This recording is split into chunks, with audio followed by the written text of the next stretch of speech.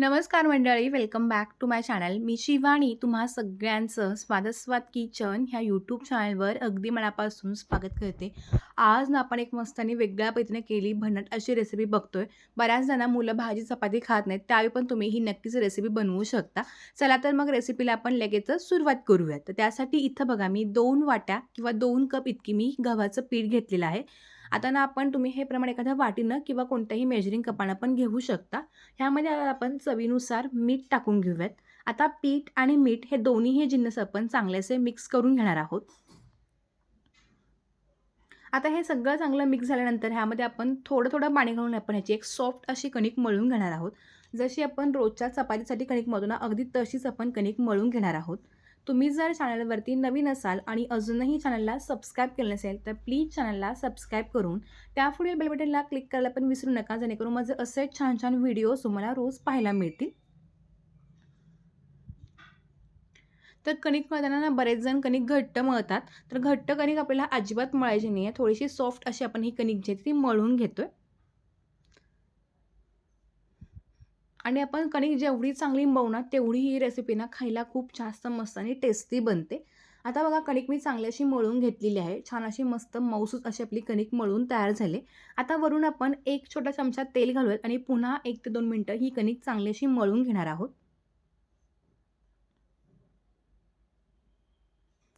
कणिक मळण्याची जी काही प्रोसेस आहे ना, ती आपल्याला आधी करायची. साधारणपणे अर्धा ते 1 तास आपण ही कणिक आधी मळून घेऊ शकतो.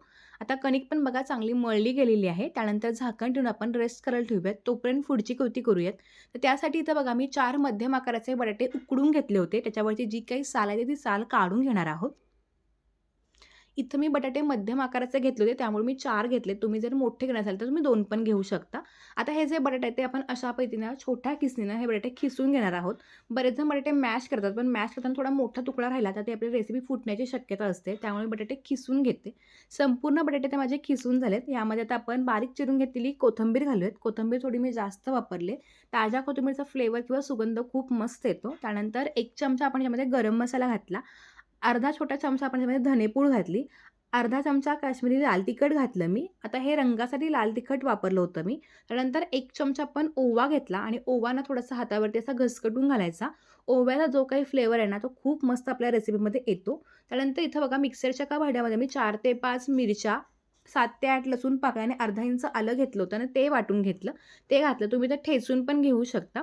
आता तुम्हाला कसं तिखट हवं आहे, ह्यावर तुम्ही मिरच्यांचं प्रमाण कमी किंवा जास्त करू शकता. आता हे सगळे जिन्नस आपण चांगले मिक्स करून घेऊयात. ह्यामध्ये आता आपण अजूनही मीठ वापरलं नाही आहे. तर मीठ आपण सगळ्यात शेवटी वापरतो, कारण बऱ्याचदा मिठानं पाणी सुटण्याची किंवा बटाटा ओला होण्याची शक्यता असते. त्यामुळे मीठ सगळ्यात शेवटी वापरायचं. आता हे सगळे जिन्नस बघा चांगले असे मिक्स करून घेतले. आता आपण ह्यामध्ये चवीनुसार मीठ घालूयात आणि त्यानंतर थोडीशी आमचूर पावडर पण घातली. आमचूर पावडर नसेल थोडासा लिंबाचा रस पण तुम्ही वापरू शकता. आता हे दोन्ही पण बघा चांगलं असं मिक्स करून घेऊयात. हे जे सारण आहे ना, हे खूप जास्त मस्त टेस्टी होतं आणि त्यामुळे रेसिपीला अगदी खमंग अशी चव पण येते. आता हे सगळं चांगलं असं मिक्स झालं, की थोडंसं हाताला तेल लावून घ्यायचं आणि त्यानंतर ह्याचे पण छोटे असे गोळे करून घेणार आहोत. असे गोळे करून ठेवल्यामुळे ही प्रोसेस ना खूप जास्त सोपी आणि अगदी ईझी पडते. त्यामुळे ना पटकन असं रेसिपी तयार होते. तुम्हाला जेवढं सारण भरायचं तुम्ही तेवढ्या आकाराचे गोळे देखील बनवू शकता. साधारणपणे एवढ्या 4 बटाट्यामध्ये ना 6 ते 7 असे मध्यम आकाराचे गोळे तयार होतात. तोपर्यंत बघा कणिकेला पण अर्धा तास होऊन गेला होता आणि कणिक पण चांगली अशी रेस्ट झालेली आहे. पुन्हा 1 ते 2 मिनिटं ही कणिक चांगली अशी मळून घ्यायची. मी तुम्हाला आधीच सांगितल्याप्रमाणे तुम्ही जेवढी जास्त कणिक मळणार ना, तेवढी जास्त ही रेसिपी खूप जास्त टेस्टी बनते. आज आपण ना मस्त असे भरपूर सारणाचे आलू पराठे बनवतोय. बरेच जण ना आलू पराठे करताना त्यांचं एक शंका असते, की यांचं जे सारण असतं किंवा बटाटा थोडासा ओलसर होतो. त्यामुळे ते सारण बाहेर येतं आणि अजिबात आलू पराठे परफेक्ट बनत नाहीत. तर त्यासाठी तुम्हाला मी ही टिप सांगितली, तुम्ही मीठ सगळ्यात शेवटी घाला.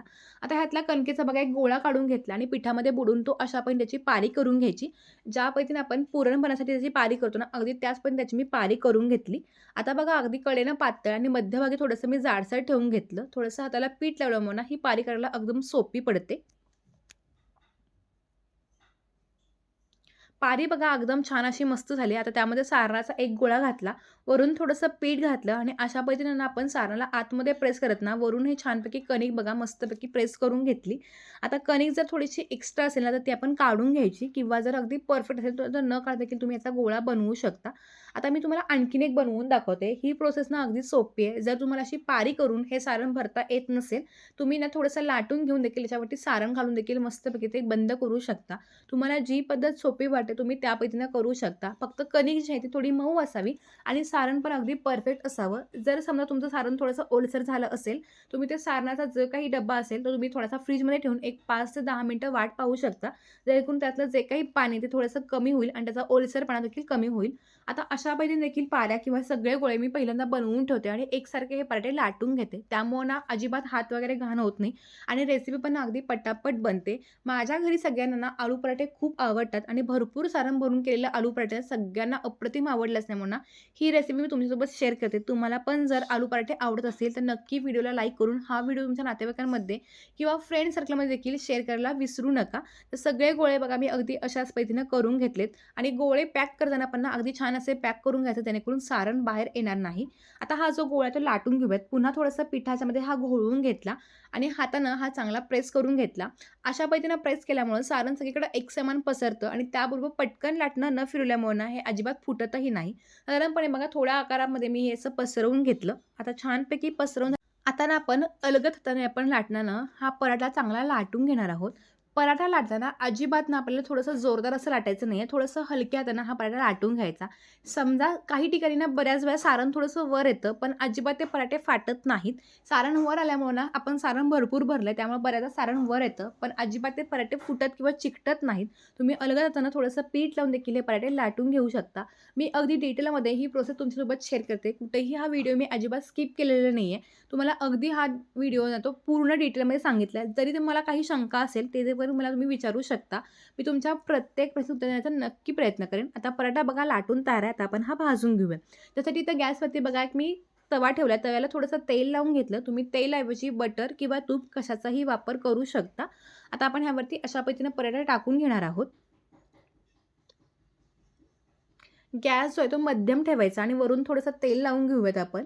पराठे भाजताना किंवा शेकताना नेहमी लक्षात ठेवा पराठे सुरुवातीला ना मध्यम गॅसच्या आचेवरती शेकून घ्यायचे आणि त्यानंतर सगळ्यात शेवटी गॅस मोठा करायचा आणि मग 2 मिनिटं पराठे भाजून घ्यायचे.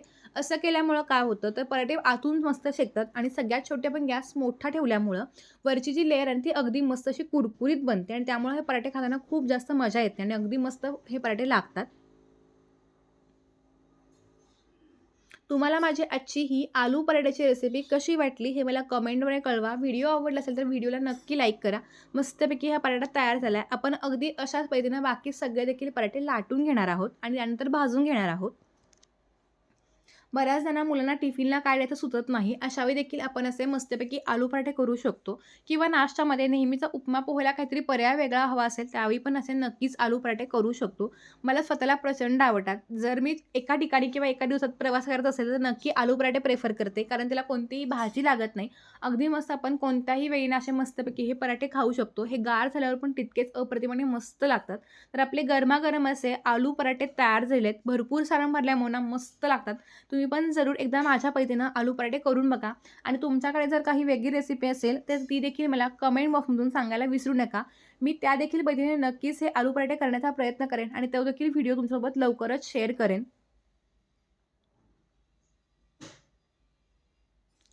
पराठ्यांना वरतून मी थोडं बटर लावतो त्यामुळे हे पराठे खूप मस्त लागतात.